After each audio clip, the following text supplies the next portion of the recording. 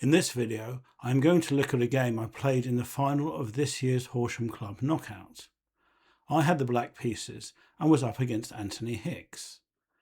My opponent started with d4, knight f6, knight c3, d5, bishop f4, the Jabava London, which is a great favourite of his. Now, I responded with e6, intending to develop the bishop to b4. Now, I think that White's best move here is knight b5, avoiding the pin and threatening knight takes c7 check. Black could respond with knight a6, covering c7, and then play could go e3, bishop e7, knight f3, castles, bishop e2, c6, driving the knight back, knight c3, c5, putting pressure on the white centre with an equal position. However, instead of knight b5, White played e3, but this allowed Black to play bishop b4. Now, White decided to break the pin immediately with a3, but to my mind this is just a waste of time, forcing Black to play a move he would like to play anyway. Instead, bishop d3 is better, although Black still seems to be doing well after c5. For instance, d takes c5, knight on b to d7. Black would like to recapture on c5 with the knight. Knight on g to e2, a6, preparing e5. And should the bishop on f4 then move away, e4, trapping the bishop on d3.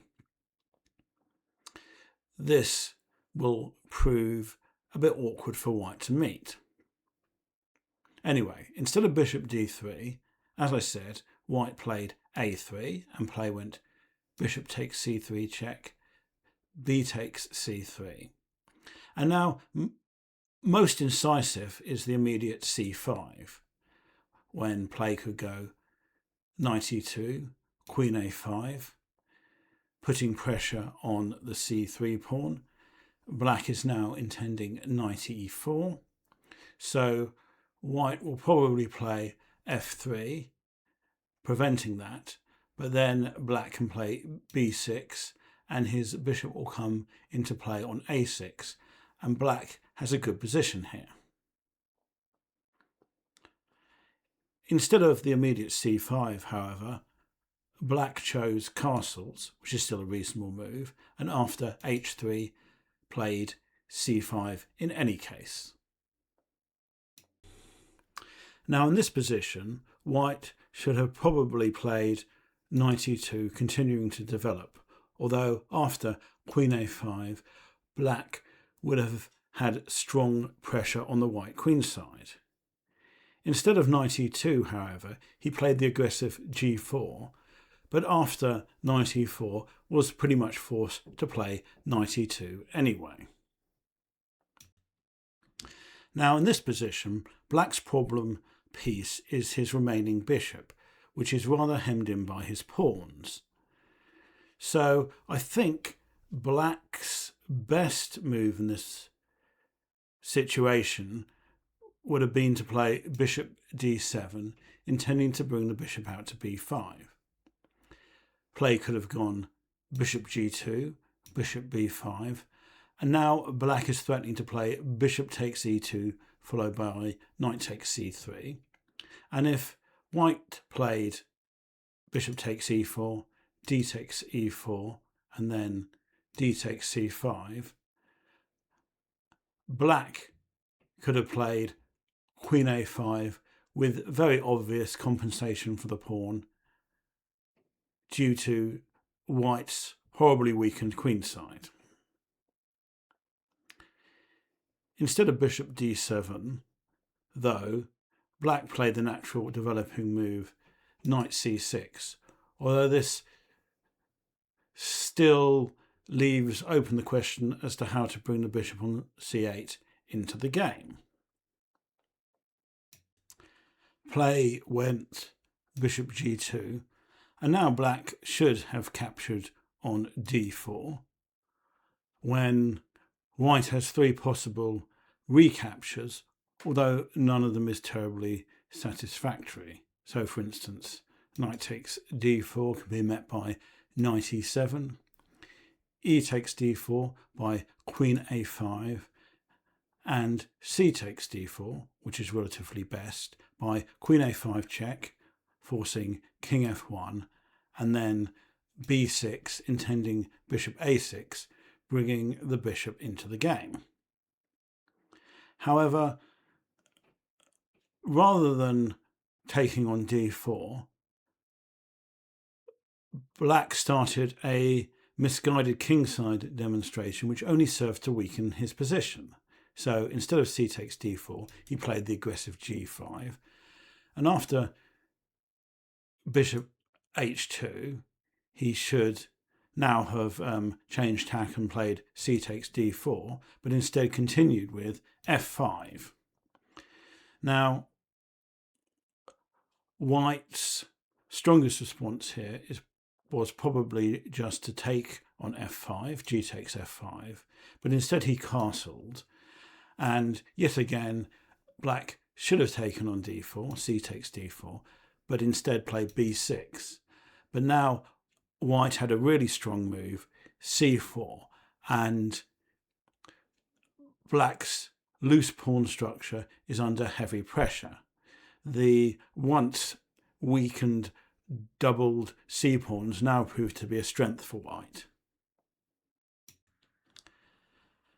Black finally developed his bishop with bishop a6, and white responded with the natural c takes d5. Now, if black played queen takes d5, then knight c3 is a strong tactical blow. The point is that after knight takes c3, bishop takes d5, knight takes d1, bishop takes e6 check, white wins material. And if black plays, instead of knight takes c3, queen d8, play could go knight takes e4, bishop takes f1, queen takes f1, f takes e4, bishop takes e4, and white obviously has more than enough for the exchange. Black's position is a total wreck, and the white bishops are going to be very strong here. So instead of queen takes d5, black played e takes d5, but then white had the strong move f3, dislodging the knight on e4. Now, black's best response would have been the simple knight f6, although after rook e1, getting out of the pin, white would be clearly better because black's pawn structure remains terrible. However, rather than knight f6, black played bishop takes e2. He had seen an interesting tactical possibility, but unfortunately it didn't work. Play went queen takes e2, knight c3, queen d3, c takes d4, e takes d4, and now knight a4 is met by queen b5, forking the knights. So instead of knight a4, black played his idea, which was knight takes d4. And this has an amusing point to it, in that white cannot capture either knight.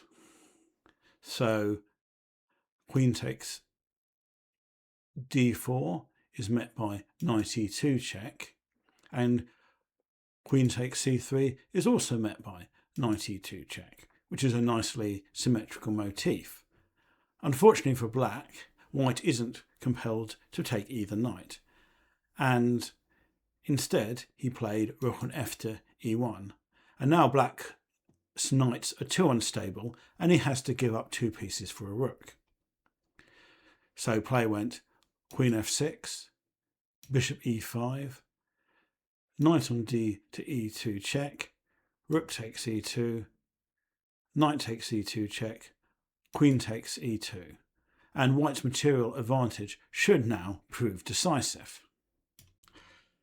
Play continued, queen e6, f4, rook on a to d8, rook e1, f takes g4, h takes g4, g takes f4, bishop f3, queen c6, queen d2, queen c5 check, bishop d4, queen takes a3. Black thought he might as well grab the pawn.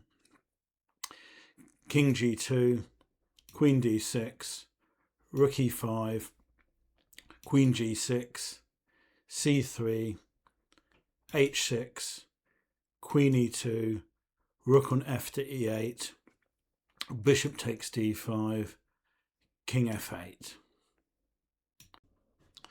Now, here white blundered due to a miscalculation.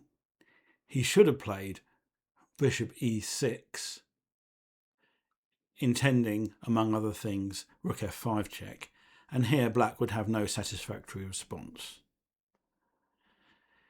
Instead, white rushed with the immediate rook f5 check, but this allowed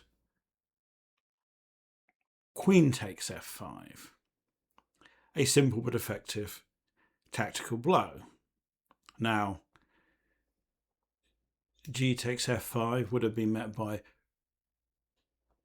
rook takes e2 check, king f1, rook takes d5, king takes e2, rook takes f5, with an extra exchange and several pawns. So instead of g takes f5, white played queen takes e8 check, and after king takes e8, bishop c6 check would have been met by queen d7, and black again ends up the exchange and several pawns ahead. So instead of bishop c6 check, white played g takes f5, but after rook takes d5, white resigned as he realised he was just an exchange and 2 pawns down.